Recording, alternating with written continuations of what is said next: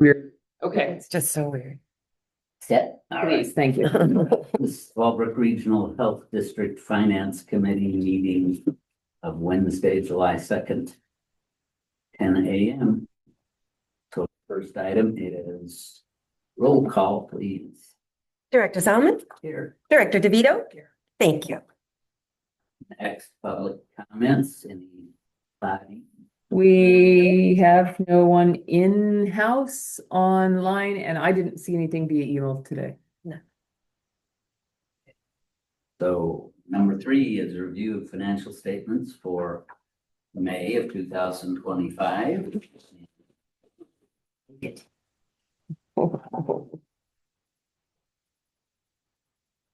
Okay. You want to put up report? Oh, dear. All right.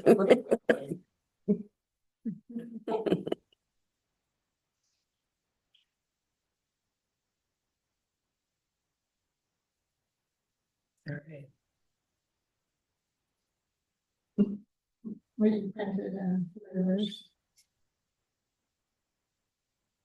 Yeah. There we go. Yeah, but actually go to report one. Yes, Okay, report one is up on the screen. bigger. No, report one's on the screen now. Yeah.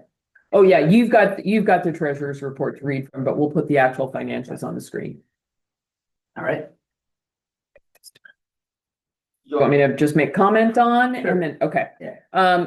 For the most part, I would say, the nice part is that we don't have anything unique or of extraordinary, exceptional. There are no exceptional transactions to note. I'm trying to remember to use the accounting term, which I can never remember. So we do see a comparison between May and the previous month. Total liabilities and such are, and assets are on there. You're not really going to see anything different. There's really nothing of note to report on the balance sheet. I agree. So other than reading the treasurer's report, I'm just going to skip to anything I find of note. Yeah.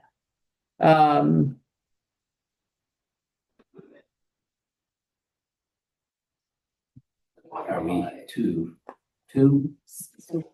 Sorry, I was trying I'll to get there. get to the second one. Forget it. So profit and loss summary report 2. Again, because we are pretty much at the end of the revenue year, if you will, you'll see a little tiny bit coming through. Again, kind of exciting to say, there's not much to report. We'll show year to date, this isn't really budget. This is really just more about where we're actions for the year. Yeah. So I don't have anything additional for this report. I don't either, Sally. This is why it'll be a fast meeting. Report number 3 to talk about administration. This is obviously where we spend bulk of our time, which is actuals to budget to date. The good part is we were over budget in expected revenue, which is exciting, always. If you scroll down under total community health contracts, again, that's right on target. Total district direct care services, we are actually quite a bit over in budget, and that had really more to do with where we allocated into admin versus where we allocated into wellness center. So it was all budgeted at the end of the year in the total budgets, but mid-year we had a kind of correction in where they were being placed. Some of the contracts were being placed under admin instead of wellness center. We've corrected that for this upcoming budget year so that we're more consistent in where that's located. Good. Otherwise, as far as other expenses, there's nothing truly significant. You will see under admin, under education and conferences, that's quite a bit higher.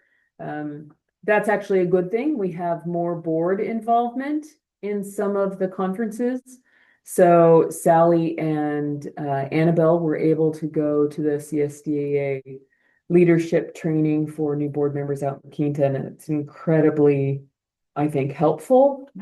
Yeah, both of you came back with feeling confident on that. So that's helpful for the district when the board members all have a lot of the same governance training. So if there's a line item to be over, I think that's part of it. Additionally, we had a few more staff that we're sending in for training. As a reminder, we have been able to, for employees, have a student loan reimbursement opportunity.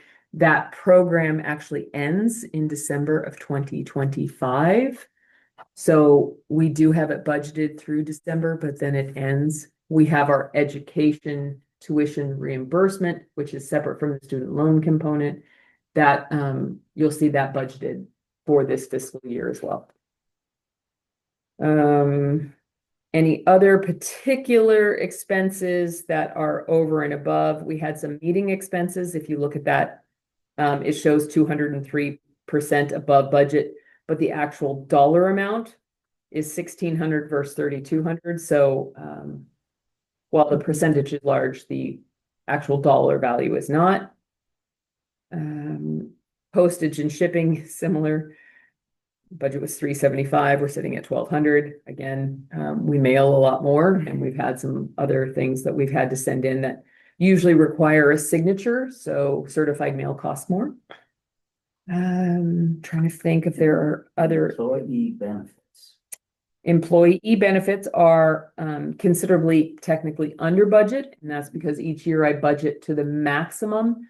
Should an employee not be on the plan now, it doesn't mean that they couldn't have a change of status in their household and come on to the district. So I always budget that higher.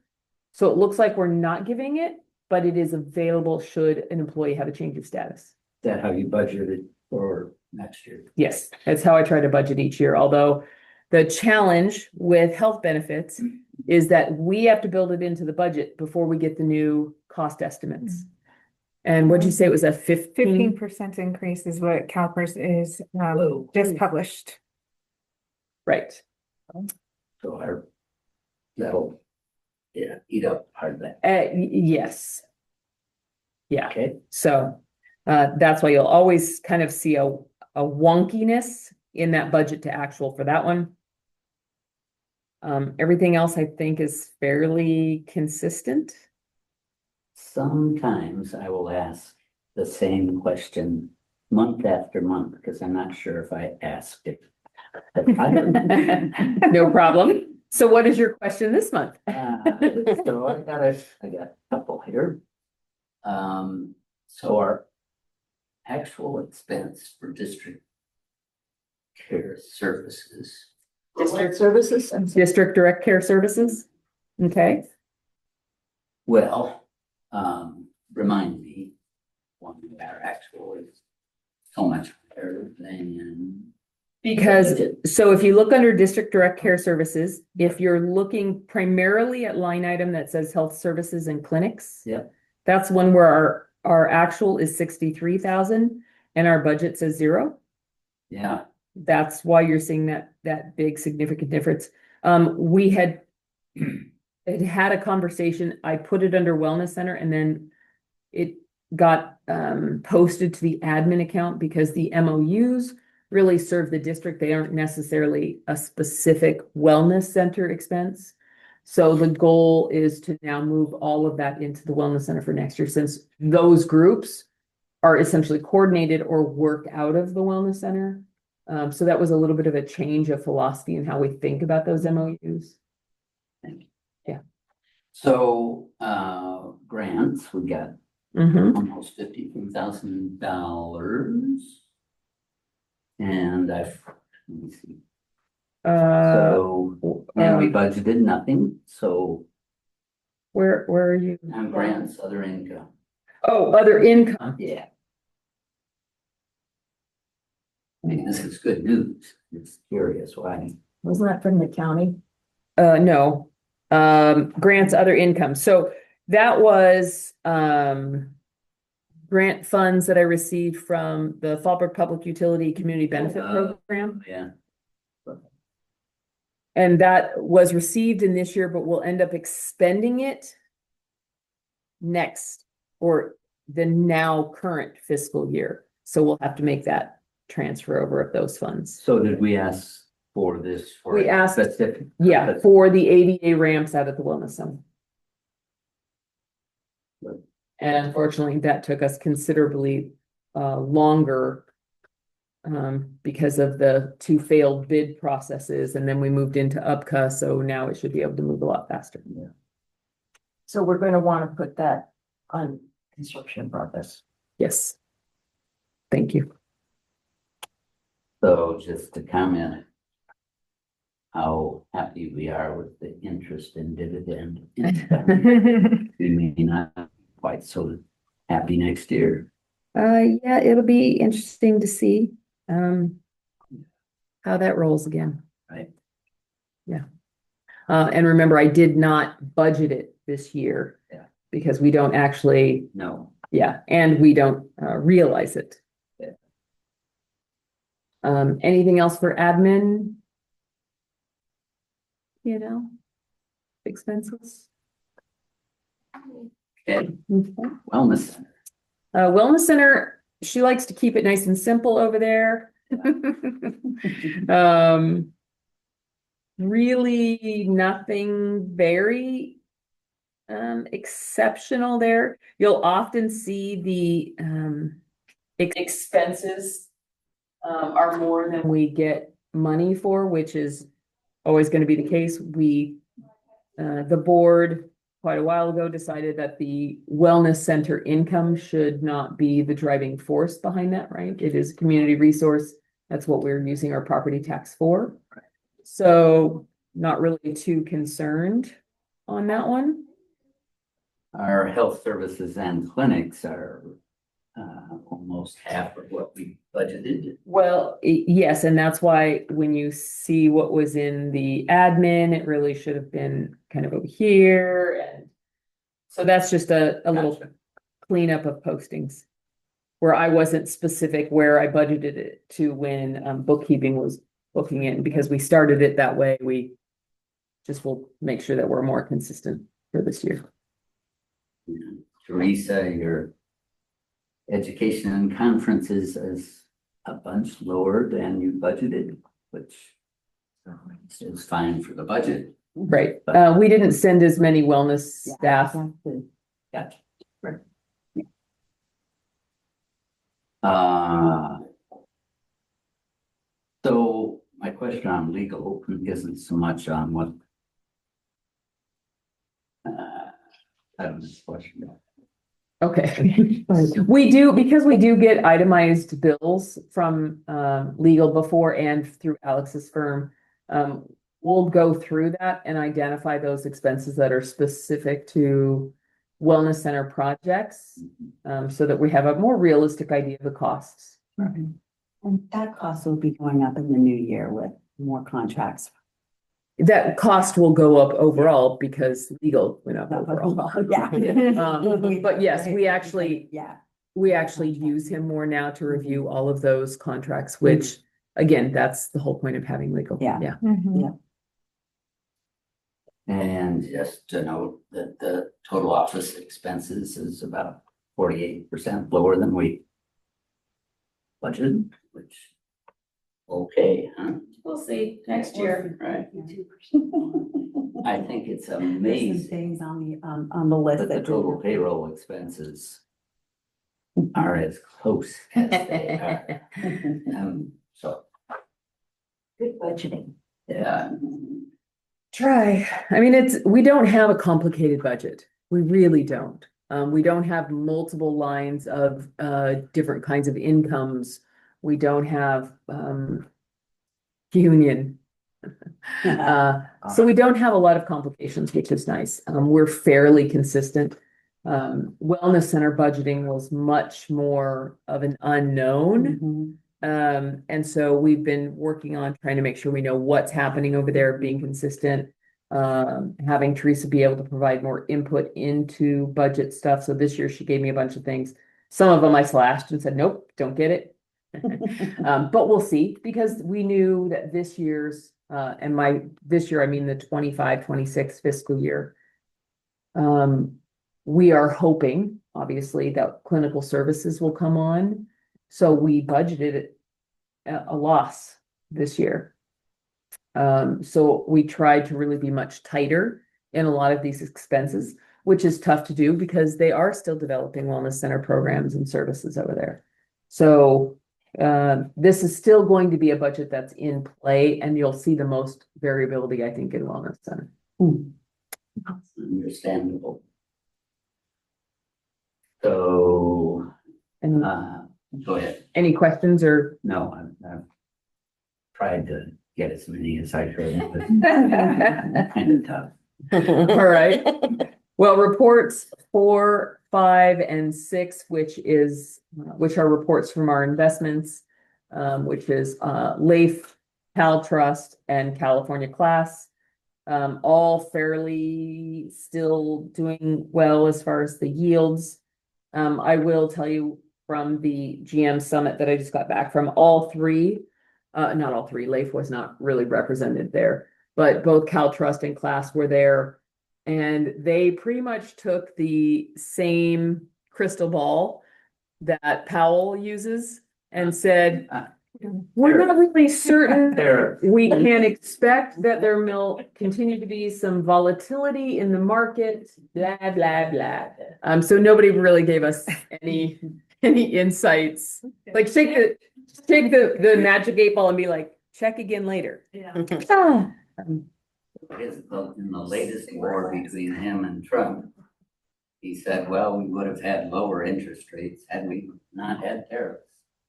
Right, which is a shot across the bow for him. He doesn't normally make those statements, but I think every economist is agreeing with him.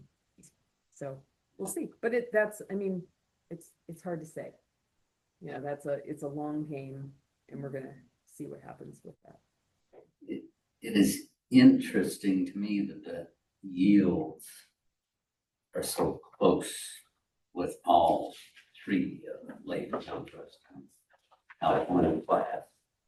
Well, and not to throw Judith under the bus, but do you have any comments, since you just went through some of those trainings, if you have any nuggets to glean from that? No, not really. I was gonna say, when we were changing everything to annual comparisons, it's like you're saying they're all so close. It was just mostly sticking to not putting all your money in one vehicle more than anything, and then picking the one that has the highest yield Yeah. once you did all the comparisons. So that was about the only thing that you got out of the whole training. Yeah. Well, Safety, liquidity, Then yield, yield. Yeah. right? So then I was like, okay, so don't go asking yield first. Right. It's the first thing, I guess, I got out of the whole thing. Yes, Don't go asking yield. don't ask for yield first. We are very safe. We are very liquid, which we are, Yes. which we truly are. Yes. Then ask about the yields that they may have for all the other vehicles that they may offer us. And then Chandler Asset Management is our only local option, Yeah. And whether or not we actually need it, and that. And that need may not be there because we're tiny. Yeah. So I don't know, we'll see. Yeah, so that harkens back to the conversation of whether or not we needed a quote unquote financial advisor. Yeah. And that's where Judith was kind of going to some of this additional government finance trainings. Smart. And so Judith has become our financial advisor. That's she's shaking her head no. Pretty much. She's like, wait. Could But- not have chosen a better. See, there's high endorsement. Yeah. But again, to the same point that you sent that email to Yeah. finance and I about the fact that you're not seeing these rapid shifts. You're not seeing massive changes among those primary investment tools, which is good. If we did, I think there would be something odd or suspicious. I mean, California Class is the newest of the vehicles. Right. But because of when they started, they had this meteoric rise out the gate. It just so happened to coincide with a once in a lifetime investment set of cycles.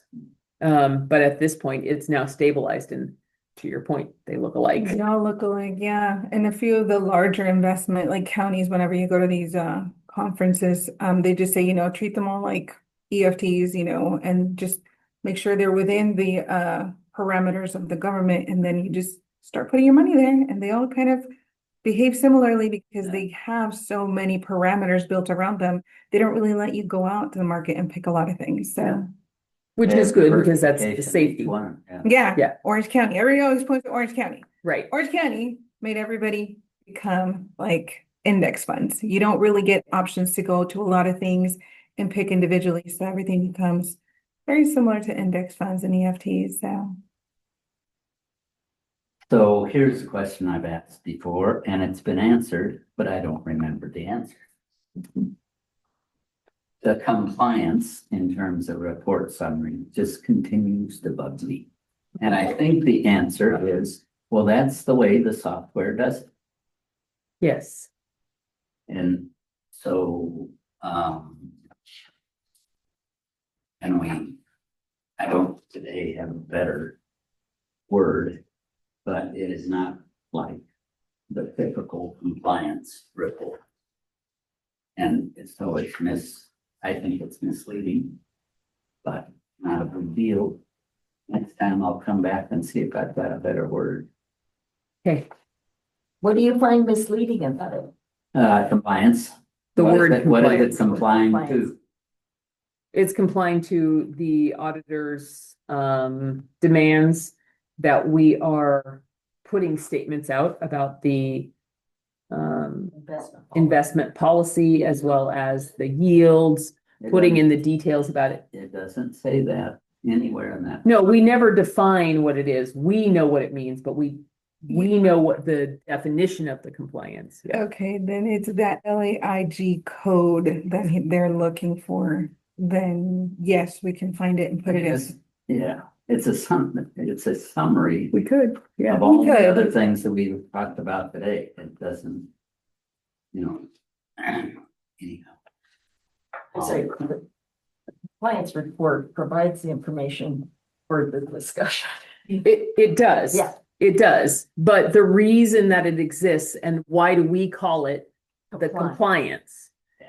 And It's compliance with LAIG code standards that LAIF, someone in CDIC puts out. So we just need to add that.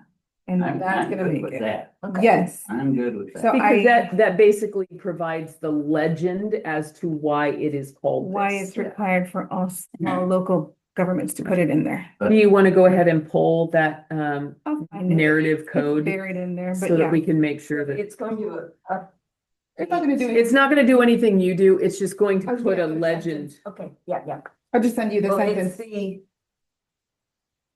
Marty's AI report. Right. Right. Yeah. So I'll send you and Marnie the sentence from the LAIG or whatever that little Yeah. giant thing that we have. And tell you the code that it is complying with for local agencies. So that, to Howard's point, the next person who picks it up and says, well, what does this comply to? Right below it is the code that it is explaining. Okay, But we aren't.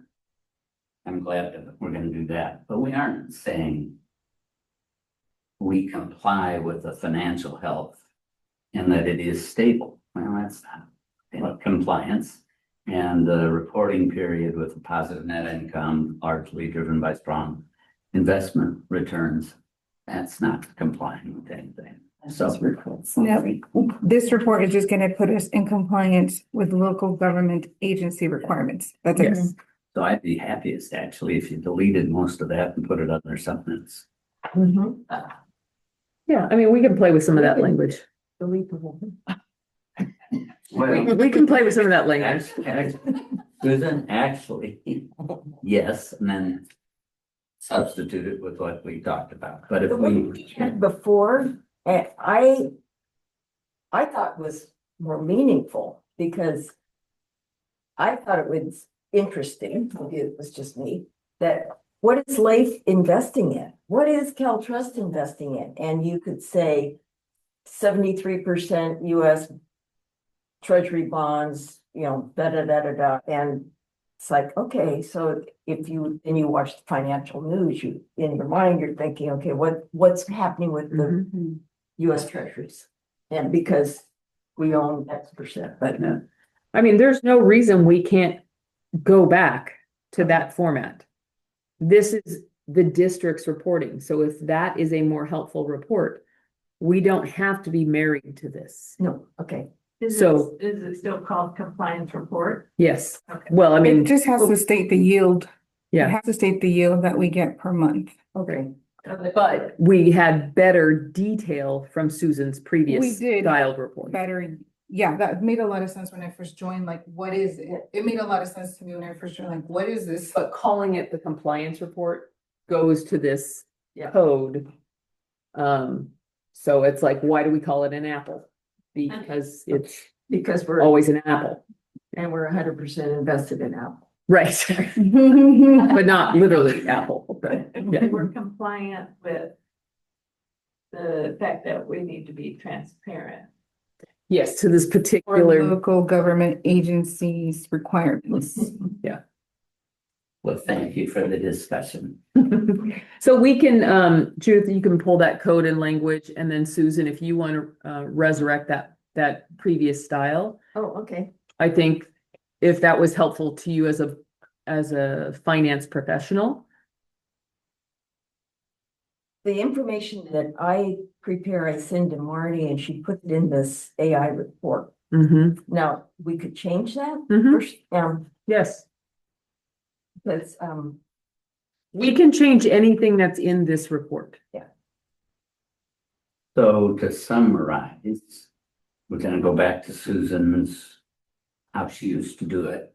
And we're gonna say what It's we are complying to. Yes, correct. Good. Well, Anybody else have questions, comments? Hey, when this got nothing to do with finance committee, well, it could. When do we expect the municipal service review results? they still will be providing us a draft for review first. Yeah, It is my understanding that they are working on that draft now. I received an email from Adam at LAFCO that we should probably expect that draft. I want to say it was October now. They had hoped that it would be moved a little bit forward, but there were some other findings from the consultants regarding not our draft, but the overall health district. of all the districts, Yeah, yes. they probably have a lot to chew on. There's quite a bit of activity happening with many of the other health districts in San Diego County at this time. Yeah. How's Grossmont doing? I'm so glad you asked. Yeah. I happen to have spoken with Aaron Vizak, who is their interim CEO. Yeah. And as of July 17th, they will be under new legal representation. You don't say. Who's current? Jeff Scott. Okay. Ooh, wow. And they also had a long-term board member, Gloria, I've forgotten Gloria's last name, choose to resign as well. So that will allow them to add a new board member. They will be switching over to, incidentally, a new legal firm that we're very familiar with here. So Alex, They're going to Alex. wow. So I think you're going to see that some of the stagnation that was happening at Grossmont will likely shift. And I think that will be helpful for that district to really be able to support some of the services out there. Mhm. Obviously, Palomar is still challenged. Yeah. I'll just leave that there. Tri-City, actually, I sat in on their board meeting last month. Was that last month when we did it? Yeah, and they their board voted to contract with Sharp for Sharp to run Tri-City's hospital. So they're working through that now. It will go to public for a vote at the next regularly scheduled election. They're not gonna do a special. Why? It would cost too much and just put it with the other. So I think that that will be a positive. On a additional note, Tri-City has been able to make a significant shift in their financial status.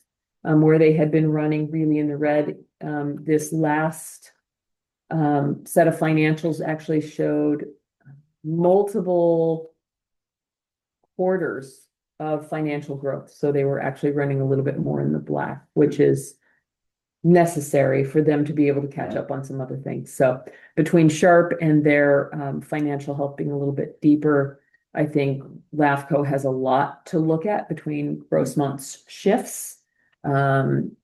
Tri-City is making a positive shift. Yeah. Palomar is still in the throes of some challenge. And of course, we are rock stars.